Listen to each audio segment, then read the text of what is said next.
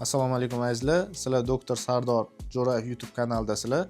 Bugungi mavzuyimiz ortiqcha vazn, semizlik va uni yechimi, ya'ni zamonaviy tibbiyotdagi yechimi yo'llari bo'yicha gaplashib o'tamiz. Hozirgi kunda dunyo bo'yicha statistikaga murojaat qiladigan bo'lsak, dunyo bo'yicha 43% insonlar, ya'ni 18 va undan katta yoshli insonlar orasida ortiqcha vazn va semizlik mavjud.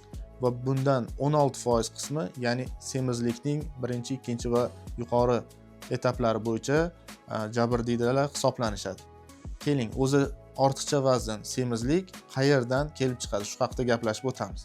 Qachonki oziq-ovqat miqdorimiz sarflanadigan energiyamizdan kam bo'lsa, bu holatda bizda tana vazni kamayishi, ya'ni ozish holati yuzaga keladi. Agar qachonki biz qabul qilgan energiyamiz, ya'ni oziq-ovqat miqdorimiz ma'lum kaloriyasini, ya'ni ovqatdan keyin uni sarflasak, normasi oziq-ovqat kaloriyasi bilan sarflangan energiya miqdori normaga duch kelsa, bu holatda normal tana vazniga ega bo'lamiz.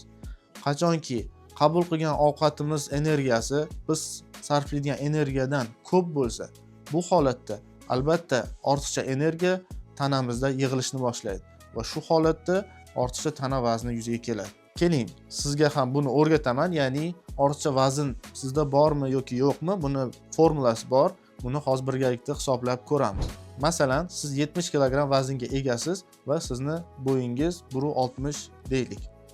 Bu holatda tana vazni indeksini topish formulasi bor. Yuqorida albatta ko'rsatamiz. Bu holatda vazningizni bo'yingizni kvadratiga bo'lsangiz, tana massa indeksi kelib chiqadi.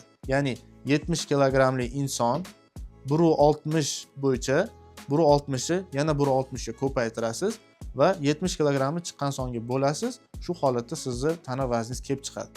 Norma bo'yicha tana vazni indeksi 18,5 dan 23-24 holatgacha bu norma hisoblanadi. 23 dan 30 holatigacha bu ortiqcha vazn borligini bildiradi. 30 ko'rsatkichdan oshgan bemorlarimizda bo'lsa, bu уже semizlik hisoblanadi. Agar siz bu hisoblaganingizdan keyin sizda ortiqcha vazn borligini bilgan bo'lsangiz, kayfiyatingizni tushirmang. Bu holatda sizga albatta liposaksiya amaliyoti yoki abdominoplastika amaliyoti yordam beradi. Hozirgi zamonaviy tibbiyotda buni yechimi juda ham oson. Bu uchun unaqa katta stress, katta energiya sarflanmaydi. Hozir bu borasida ham batafsil gaplashib o'tamiz. Liposaksiya bu ortiqcha vazndan ma'lum bir kichkinagina teshiklar orqali tanangizdagi barcha yog'larni maxsus kichkina teshik orqali maxsus kanyulalar yordamida so'rib olish amaliyotiga aytiladi. Bu qachon qilinadi? Agar siz sport natijasida, dieta natijasida ortiqcha vazndan xalos bo'lmayotgan bo'lsangiz, albatta bizga murojaat qilishingiz kerak bo'ladi. Bu holatda biz sizga yuqoridagi ko'rsatilgan rasmdagi qomatlarni maxsus kichkina teshiklar orqali aytib o'tganimdek liposaksiya qilib shunaqa figurani keltirib chiqarib bera olamiz. Va bunga unaqa ko'p vaqt sarflanmaydi. Ya'ni 2-3 soat davomida siz mana shunaqa ideal qomatga ega bo'lasiz. Zallarda yillab o'z vaqtingizni sarflashingizga to'g'ri kelmaydi. Hamda bu operatsiyamizda reabilitatsiya davri juda qisqa hisoblanadi. Og'riqlardan bezovta bo'lmaysiz. 1-2 kunda mana shunaqa qomatlarga erishishingiz mumkin bo'ladi. Endi agar siz 2 va undan ortiq tug'ruqlar o'tkazgan bo'lsangiz, sizda gormonal o'zgarishlar bo'lsa va buni hisobiga qorinda diastaz mushagi kengaygan bo'lsa, bu holatda sizga liposaksiyadan tashqari abdominoplastika amaliyotini ham o'tkazish kerak. Nega? Faqatgina liposaksiya orqali biz sizga qorningizdagi bo'rtiqliklarni ketkazib bera olmaymiz va ideal figurani chiqarib bera olmaymiz. Chunki qachonki homiladorlik bo'lganda bu mushaklarimiz kengayadi va ichki organlarimiz tashqariga bo'rtib chiqishni boshlaydi. Va biz ideal qomatga faqatgina diastaz mushagini tikib, ortiqcha fartuklaringizni olib, abdominoplastika qilib, bu chiroyli qomatga erishsak bo'ladi. Va bu amaliyotimiz o'rtacha 3-4 soatni tashkil qiladi. Zamonaviy tibbiyotda bunaqa natijalarga erishish hozirgi kunda juda ham oson.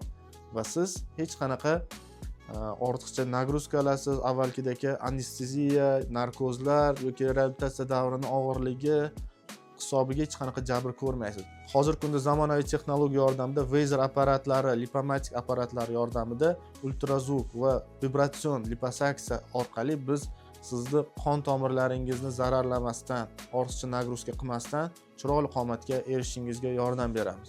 Undan tashqari, agar tanangizda chuqurliklar bo'lsa, bu holat ham albatta zamonaviy tibbiyotda lipofilling yordamida bartaraf etish mumkin. Ya'ni hozirgi kunda Jennifer Lopez yoki Kim Kardashianni qomatlariga va mamlaqa dumba sohalariga erishish qiyin emas. Ya'ni bu orzu emas. Ya'ni bo'rtiqliklarimiz, dumba sohamizda yog' shakllanmagan bo'lsa yoki ma'lum bir amaliyotlardan keyin, absesslardan keyin chuqurliklar paydo bo'lgan bo'lsa, bu holatda ham albatta lipofilling yordamida bartaraf etsak bo'ladi va mana shunaqa chiroyli qomatga siz lipofilling yordamida o'zingizning shaxsiy yog'ingizdan o'sha bo'shliqlarni to'ldirib berishimiz hisobiga erishsangiz bo'ladi. Yuqoridagi sanab o'tgan operatsiyalarimizdan keyin reabilitatsiya davri o'rtacha 2-3 haftani tashkil etadi. Bu holatda siz operatsiyadan keyin maxsus korsetlarimizni 2-3 oy davomida taqib yurishingiz kerak bo'ladi va ma'lum bir massaj kurslarini o'taganingizdan keyin tanangiz ortiqcha shishlardan xalos bo'lgandan keyin siz ideal qomatga ega bo'lasiz. Va bu holatdan keyin siz qo'shimcha dieta va sport yordamida o'zingizni tanangizni yana ham mukammallashtirishga ega bo'lishingiz mumkin va bu natija sizga bir umrga qolishi mumkin. Ko'rib turibsizmi, hozirgi kunda qanaqa zamonamiz juda ham texnologiyasi rivojlangan va bu holatda aytib o'tganimdek siz ko'p vaqtingizni zallarga yoki yana boshqa protseduralarga sarflashingizga sharoit qolmaydi. Va albatta dieta, sport natijasida erisha olmagan holatingizdagina bizga murojaat qilsangiz, albatta biz sizga ideal qomat shakllantirishga yordam beramiz. Sizlar bilan doktor Sardor Jo'rayev. Bundan ham ko'p ma'lumotlarga ega bo'lishni xohlasangiz, bizni YouTube kanalimizga obuna bo'ling, kommentariya bo'limida o'z savollaringizni yuboring. Biz sizga yana ham qiziqarliroq va manfaatliroq ma'lumotlarni berib o'tamiz. Albatta like, komment tugmalarini bosishni unutmang. Keyingi savollarda uchrashguncha.